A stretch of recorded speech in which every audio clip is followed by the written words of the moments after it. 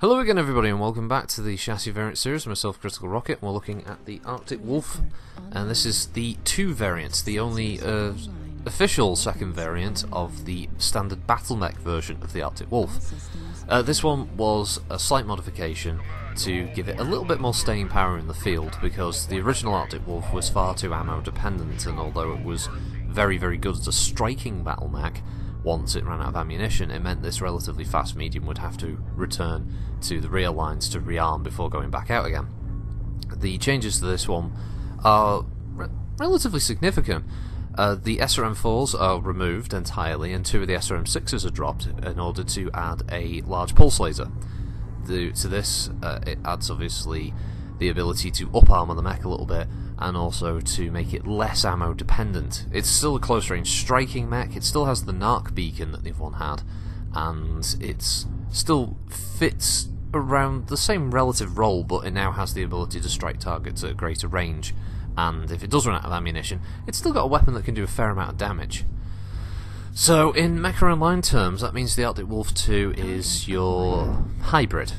So you've got the missile hardpoints and 2 energy. You've got 6 missiles and 2 energy in this one, the energy being in the left torso, and the rest of the missiles are spread across the mech, right across the arms, side torsos and centre torso.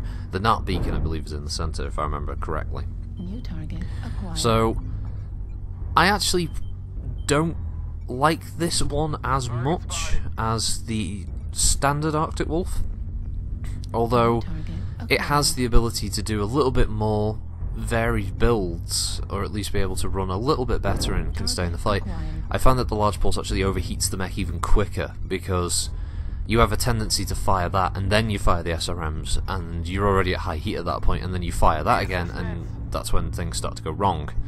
And it's difficult to break that pattern of movement, and as the default build goes, it's okay, but it's not great. So personally, I probably wouldn't run the Arctic Wolf 2 anyway. I don't really see any huge benefit of the 2 energy hardpoints, maybe outside of having something like a couple of ER mediums or ER smalls, just something to give you a little bit of backup that doesn't overheat you as quickly. And probably, you know, honestly dropping the SRM6s down to smaller SRMs or something else entirely, missile-wise, because the cycle time on the 6s is admittedly quite long, and the last thing you want is to get stuck out in a situation where you're going one-on-one with somebody, your large pulse has been destroyed, and that leaves you in a position where you're waiting for those SRMs to cycle quickly. Probably works a bit better in chain fire, but it's not amazing. So yeah, I don't know. The Arctic Wolf 2 probably works a lot better with a completely different build to what the standard version comes with, and arguably in MechWarrior Online terms, yes, that's the case with nearly every single mech. Is every single standard build just isn't as efficient because that's the meta, you know. But I'd like to think if I'm saying that the standard build doesn't work in MechWarrior Online, it's definitely worth customizing it. It's not to say it's a bad mech, obviously. The upside of the energy hardpoints is that they're actually quite high mounted, so you can poke over the top of something and get that cheeky shot in and back down. It may even be a candidate for something like a PPC, and then using some smaller missiles to back it up, so you've got a bit of a sniping build with some short range protection, or going whole hog with a kind of sniper LRM hybrid.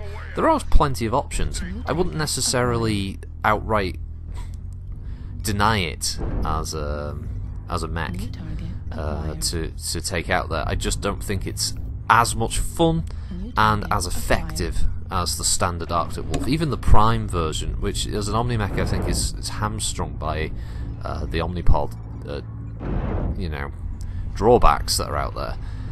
Even the Omni-mech with its multiple streak 6s is far more effective in the job of hunting down lights and low-end mediums. It just does a better job, whereas this mech I think has a tiny bit of an issue. But yeah, it's still a good mech, still quite fun. And if you are a die-hard fan of any of the Prime version or the Arctic Wolf one, you may as well pick this up, because it is you know, the Arctic Wolves overall are pretty good mechs. I actually really like the visual design of the Arctic Wolf. It looks quite cool. So yeah, and they did a really good job with the model in this one as well. I think it looks cool. It's very distinct, and it stands out there as well with all those missile hardpoints. But yeah, I think this round is wrapping up now. This was one of the rare ones for me, a HPG round that actually went well, or at least it felt like it went well. You know, it's always nice to have a good fight. But yeah, we had a good one.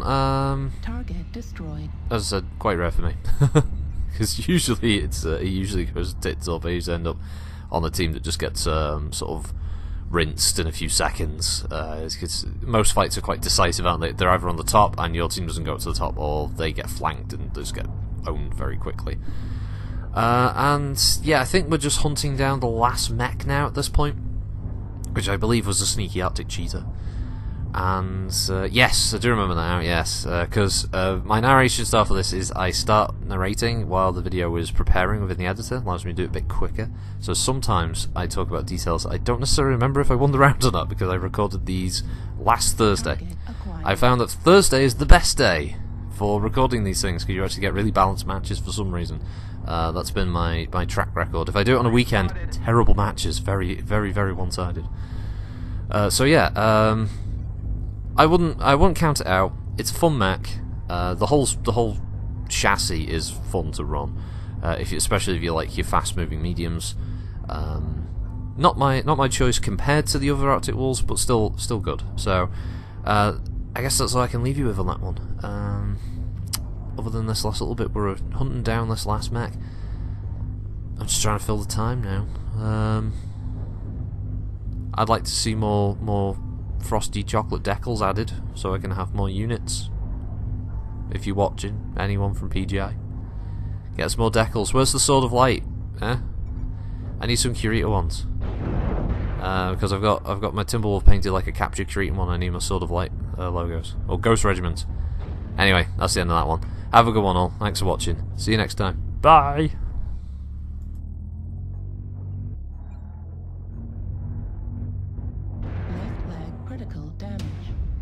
Destroyed. The hostiles aren't eradicated. Bask in the glory